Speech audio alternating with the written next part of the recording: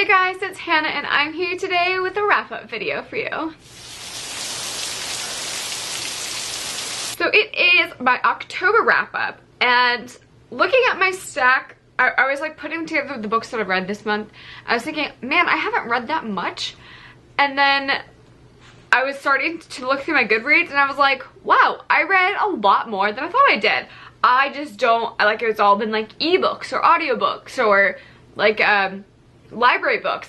So I have read 11 books this month, but a lot of them are graphic novels, so it doesn't feel that much. But let's just get it on into the video. So the most recent one that I have finished is Escaping from Houdini by Carrie Maniscalco. If you know anything about this channel, you know that I am a huge Stalking Jack the Ripper fan. Not the serial killer, the books. But I'm very fascinated in serial killer, but that's for a different video. I am really in love with this author. She crafts her craft just so beautifully, and I'm such in awe of the masterpieces that she creates when she writes. That being said, I did rate this a 4 to 5 stars. Now that sounds very high, which it is. It's a very high rating for books in general, and I enjoyed the series. This is the third in the series, but it is my least favorite book out of the series because there's just less science in it and it's more like relationship drama once we get to this book. So that's why I docked it. If you want to know more of my thoughts, go ahead and click down below to our Muggle Studies book club. This was our Muggle Studies book club pick for October. And we did a live show and we talked all about the goods and the bads and discussions about characters. So feel free to join along. We've got a Goodreads page if you want to join in on our thoughts. And I rated this a 4 out of 5 stars. Next up, I read The Upside of Unrequited by Becky Albertalli. Now, I listened to this on audiobook and I thoroughly enjoyed it. I didn't really know what to think of it besides that it was connected to Simon versus the Homo sapiens and that we saw like the characters and even like the timelines merged, which is great.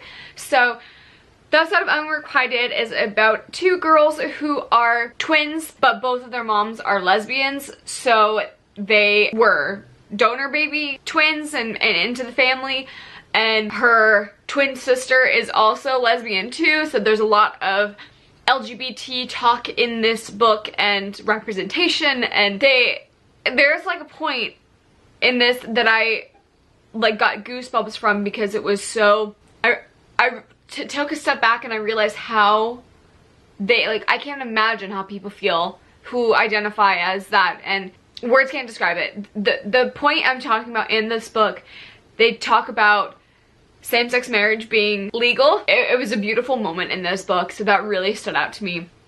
But this is all about a girl who has 27 crushes and she's never been kissed.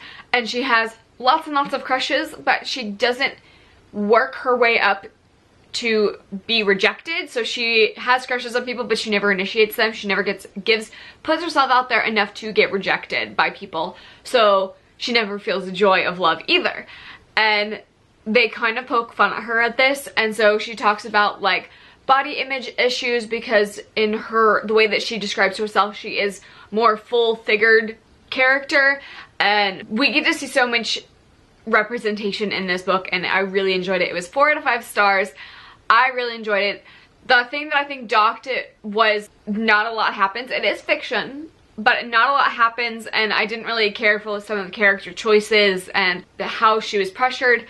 It's kind of hard for me to rate a fiction, like a contemporary, a 5 out of 5 stars unless it's like one of my all-time favorites. So 4 out of 5 stars, I highly recommend it. I love Becky Albertalli's writing. Flows so well. It's so enjoyable. I highly recommend checking this one out if you are in the need of a contemporary. Next up, I picked up The Case for Jamies. This is the third book in the Sherlock Holmes series.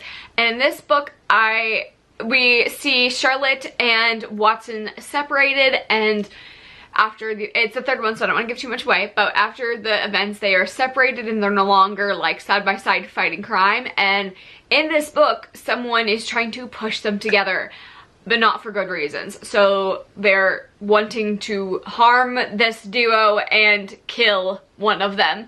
So I'm gonna leave it off at that. I enjoyed it. I I usually have a pet peeve of when we see characters who are normally side by side in previous books and then all of a sudden they're split and we kind of see that like strain on the relationship. Normally I hate that and it kills the rating for a book, but it was well done. I quite enjoyed it. I rated this one a 4 out of 5 stars and I will definitely be picking up the 4th one. The next audiobook that I listened to this month is Love and Gelato. I will pop it up right here.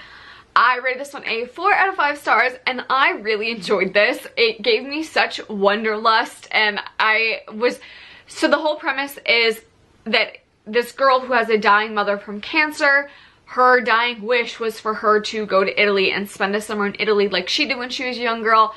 The main girl in this story is 17, so she is just about to graduate from high school, so she goes over in the summer and spends time with this person that she's never met, which is her mother's past love.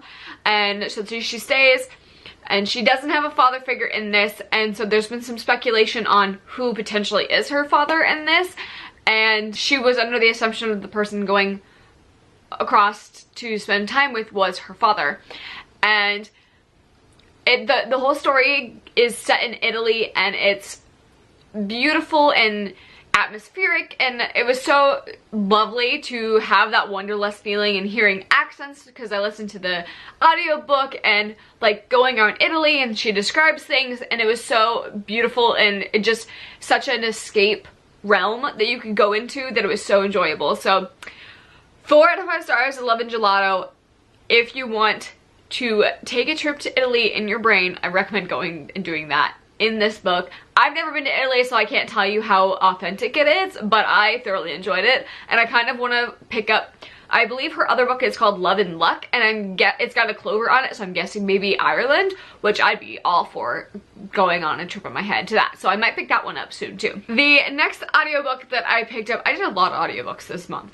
The next audiobook I picked up was one of the best stories that I have listened to this year, and that is The Hate U Give by Angie Thomas.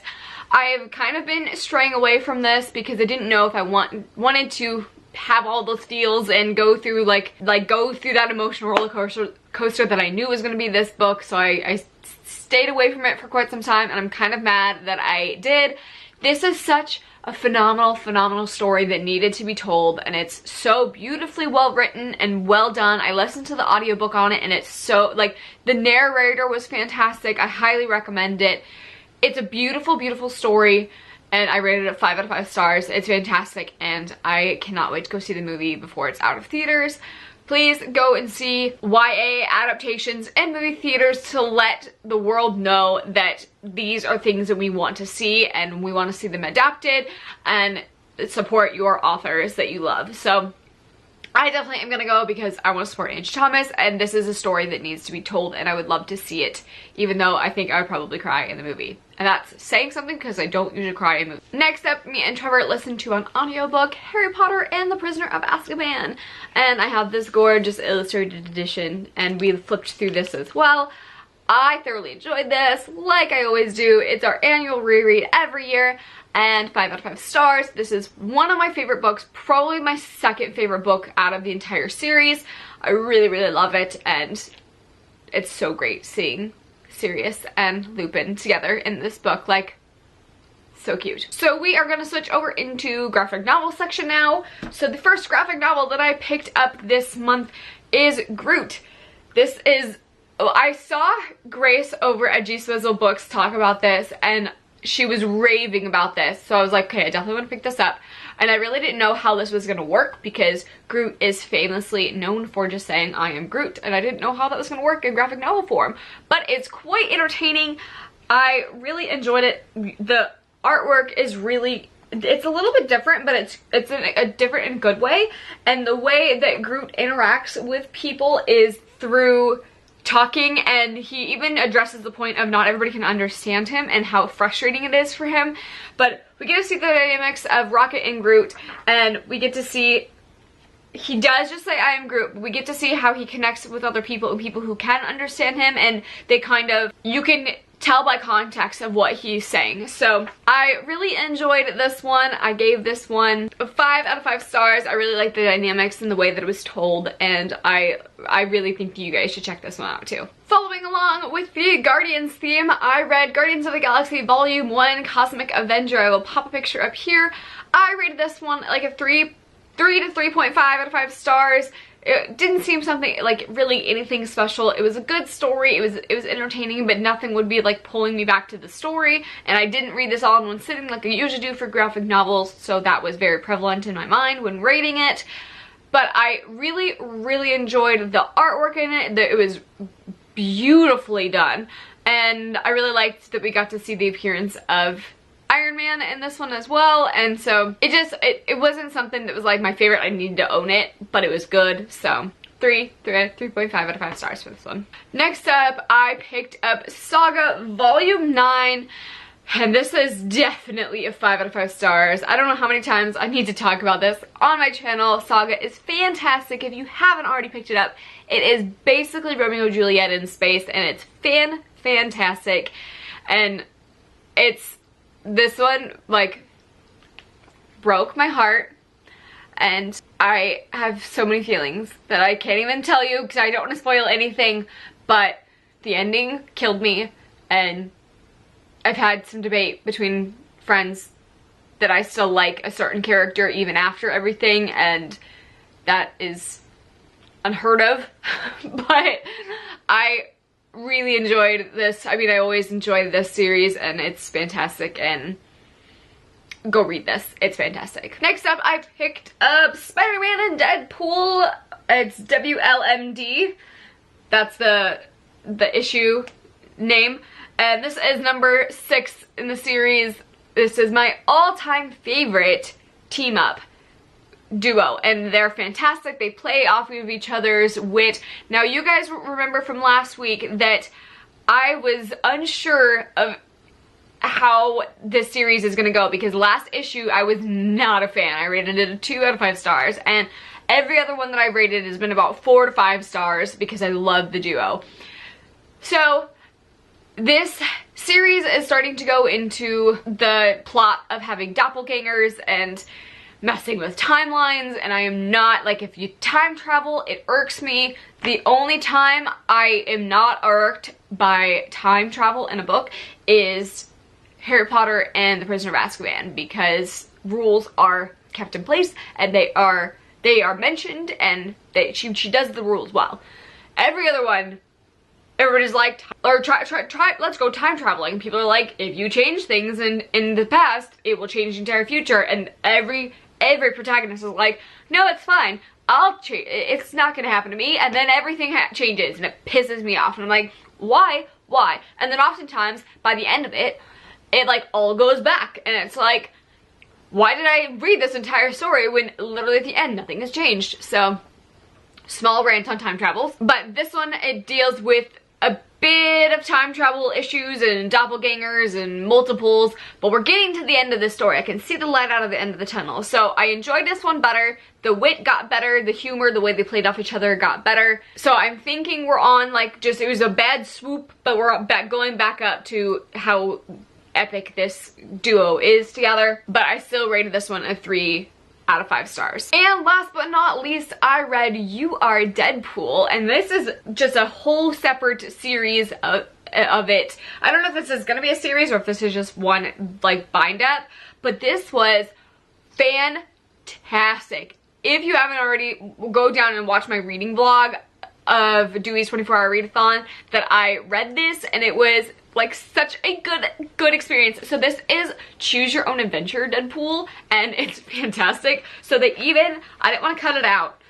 I just got a dice from like a board game, but they provide a Deadpool dice that you can totally cut out and follow along. So the panel numbers are numbered here, and you follow along, and there is like color-coded different stories that you can follow along with, and you have to jump back in between panels because it's a choose your own adventure. Anyway, so you're going to hit almost all of the panels. However, when Trevor read this, he read a different story than I read.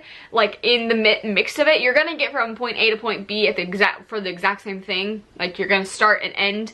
Everybody's gonna do that, but the way that you travel is gonna be different, and it was great. I really, really enjoyed this. I would totally read this again and see if I got something different and see if I could find a different path. So I really love this. 5 out of 5 stars. I highly recommend if you're wanting something fun and whimsical and something that'll make you laugh and just a little bit different, check out this one because it is great. So that is going to be all for my October wrap up. Stay tuned for my November TBR and let me know down below what your favorite book of the month is that you read for October, and I will see you guys in my next video. Bye!